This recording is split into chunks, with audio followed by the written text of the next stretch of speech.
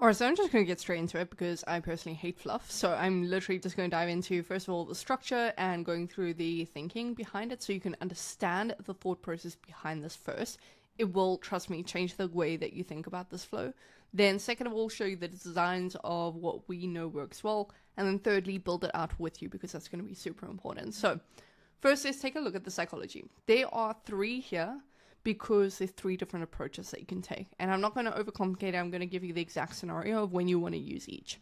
So, first of all, what you want is a basic setup. So if you're a brand that just wants a setup, this is what you're going to go for. Literally super simple. Now, I like to think about the reason why people abandon a browse. And what a browse is it is triggered when someone views a product or a specific page, right? It's not a site abandonment. Keep in mind, those are different things. Now, when someone browses or they view a product, generally, it depends on if you're running ads to a specific landing page or a specific product. That might be a big case of why people land and then don't actually convert. But the biggest reason is people don't take additional action of adding it to their cart or their checkout because, first of all, they don't know how the product works or they don't know enough about it. They don't have the information they need about you as a brand. Like, do they really trust you or not? They're also comparing products and prices. Maybe the website's too difficult and there's not enough social proof. So these are the most common reasons why people abandon a specific product page and don't take additional action. Super simple. So when we build it out, we want to keep that in the forefront of our minds.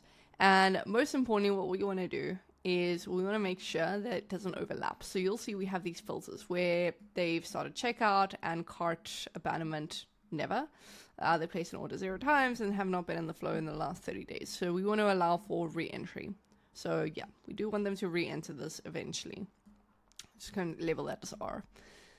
Now, with the basic structure, this is all you need. You can literally pause this video, but I'm going to build it out with you. You wait 45 minutes, you're going to send them saying, hey, do you see something you like? Don't forget to take another look. This is where we introduce an offer. So this is going to be the offer. And then over here, we got to get for you, again, a repeat of the offer. But the first one, we don't want an offer in this one yet. We can, but ideally we don't want one. I'll show you a version where we do just introduce it immediately.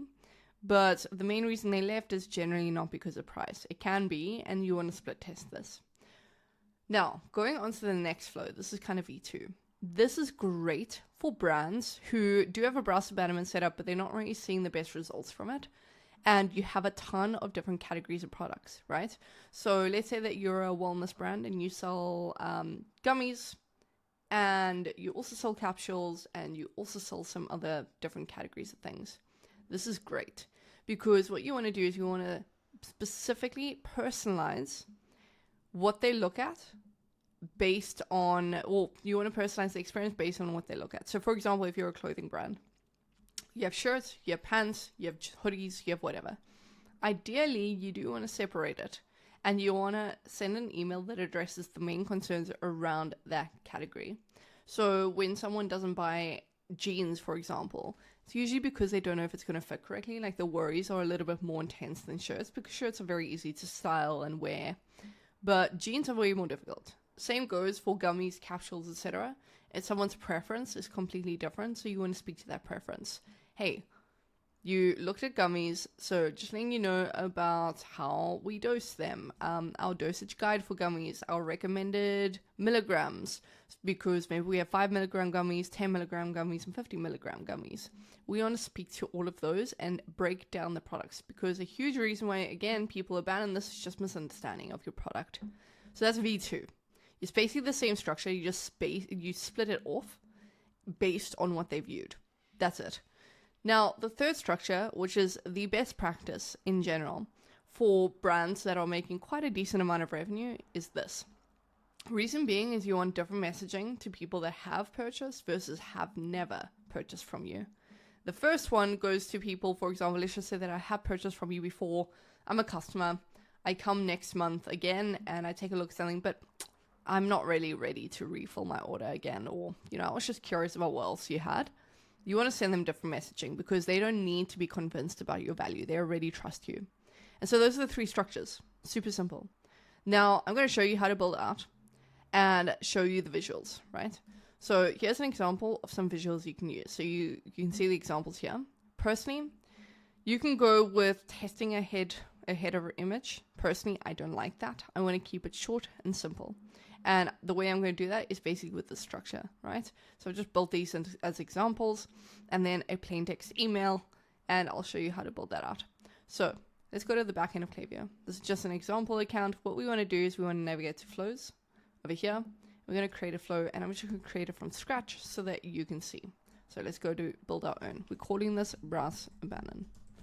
Now remember, this is different to site abandonment, so pay attention to how I set this up. Viewed product is the one that you want. When you're building a site abandonment, you're going to go to API and you're going to say active on site. Huge difference, right? So go to viewed product. You're going to allow for re-entry, ideally 30-day re-entry. And what we want to do is we want to filter out profiles. So we're going to go over here. And this is to make sure that someone will not get the cart abandonment and the browse abandonment and the checkout abandonment in case they took those actions. So add it to cart, 0 times, and then we're going to say since starting this flow and what someone has done. And you can be extra safe by saying in the last, I don't know, 5 days or whatever, but it's not necessary. And then checkout as well, because that's an additional move that is separate, 0 times since starting the flow. And what someone has done, again, these are so important. Place an order 0 times since starting the flow. All right. So those are the main ones that you want. And we'll just go validate this towards this. So checkout started, place order 0 times. Yes, everything is in place. Now we know for sure that there's not going to be an overlap, because that's the worst, is a customer that gets tons and tons of emails with different messaging. We don't want that. So we got the trigger. Now what we're going to do is we're going to drag a time delay. The ideal time delay for this is ideally around 45 minutes to an hour. Okay. So let's change this. 45 minutes to an hour is ideally the best time. So we'll stick with 45 minutes. Now what we need to do, and by the way, the reason we choose 45 minutes, it's not too long that they probably distract with something completely different. Because if you think about what you were doing an hour ago, it was probably a massive time difference between what you were doing and are doing now. So we don't want to wait too long, but we also don't want to be too quick, because the cart abandonment, checkout abandonment needs to trigger first.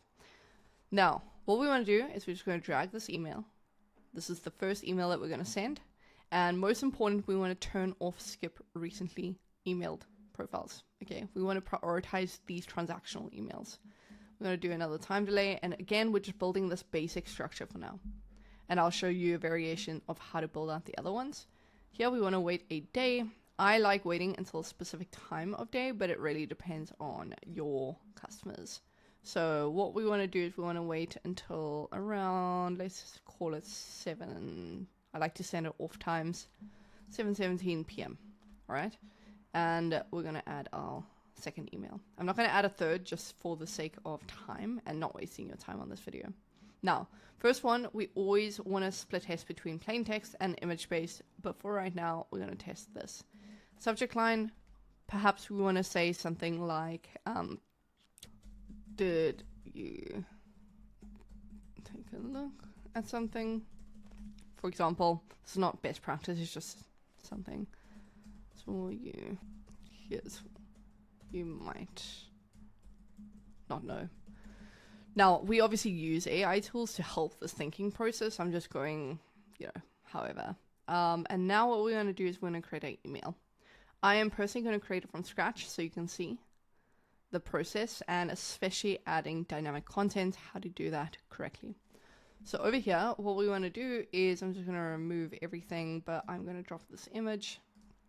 And I've already gone and saved the image as I showed you. So what we're going to do is come do an example.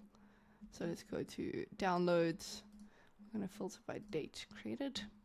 And we're adding this one. All right. So this is the one that we want to add as the top, right?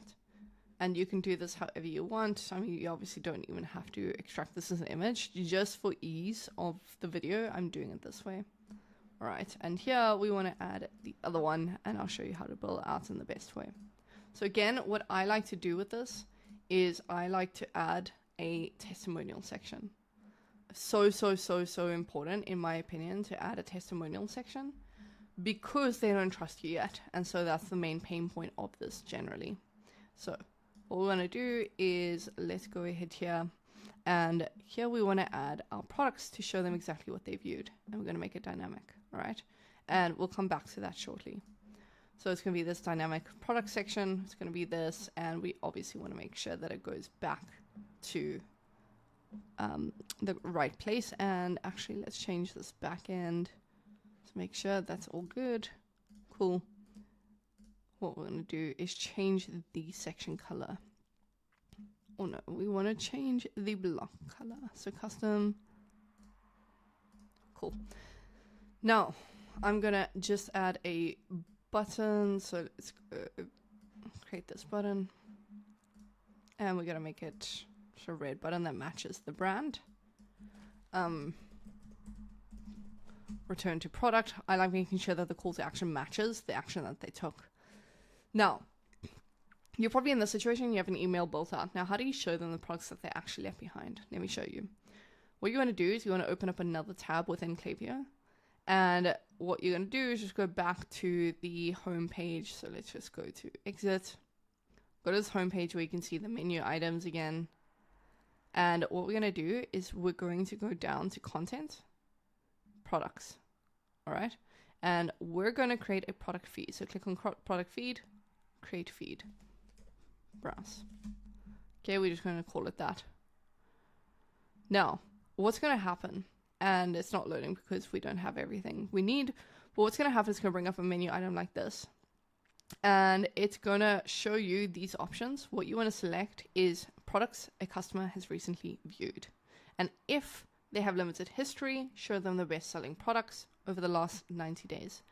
This is going to be your browse, right? So this is how it's going to look. Just copy, paste this entire setting. This is the easiest way to make sure you're not doing anything complicated, right? So let's actually save this feed. And then what will happen is you can then populate it. So let's just, you can go ahead and it will show up here. It's not showing because I want a free version, like a sample version. That's the easiest way. And then what you can do is you can just change this to the event. And so the way that we want to do this, if you're confused about how you do that, it's all fine. Go to flows, go to create a flow. This is going to be the easiest way to get the exact information. So go to Browse Abandonment, the one that they have set up. Just use this template. And what we're going to do is we're going to go into theirs. We're going to edit it. All right. So what you're going to be able to do is you can come over here and you can see that they have this. Again, this is not necessary. You don't have to do that. But we do want this. So this is basically just redirecting them back to the website. Now, that's all we'll do. So herb.com, and that's it. So now they're going to be redirected. And that's why it is ideal that you do have a structure that's a bit more personalized so that it can show them exactly what they looked at. And when they click on the button, if it is categorized, you can send them to that specific category. So it does make it easier.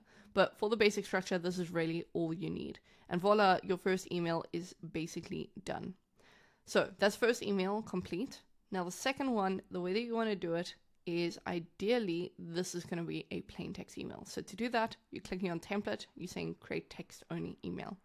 Now I've already built this out and kind of worded it, and I didn't use any AI help, so there's probably some typos or anything. But the way that you want to do this is you want to come here, and we obviously want to make it a bit more personalized since it is quote unquote coming from a person.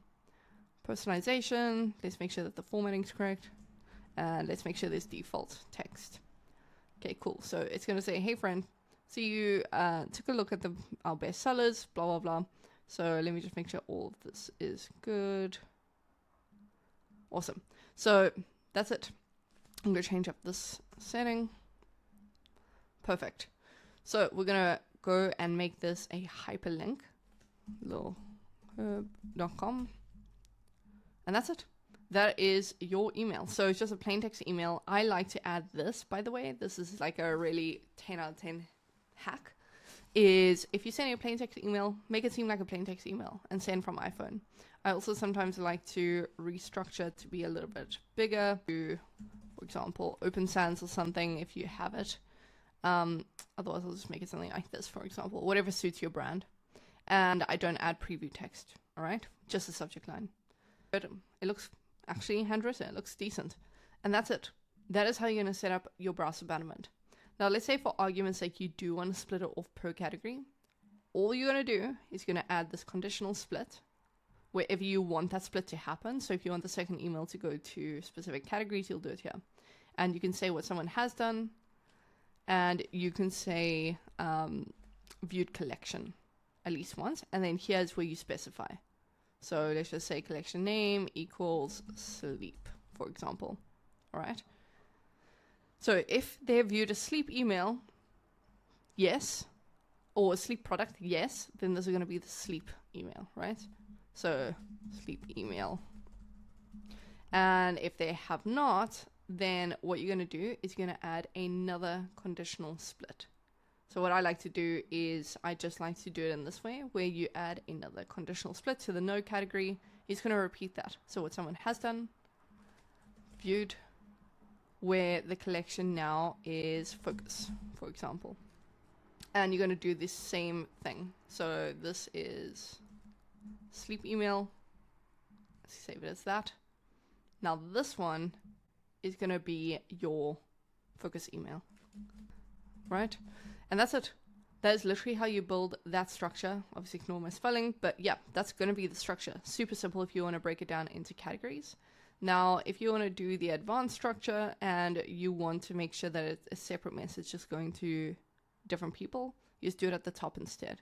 So at the top, what we want to do is what someone has done, place an order at least once over all time. So let's make sure it's correct, over all time, right? And the people that have never placed an order from us, they're getting this, they're getting an offer.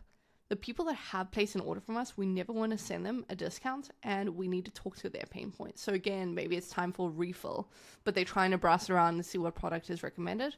So instead, what we want to do is we want to suggest products to them. So instead of just showing them what they left behind, we want to say, hey, by the way, we know you took a look recently, maybe you're looking to refill.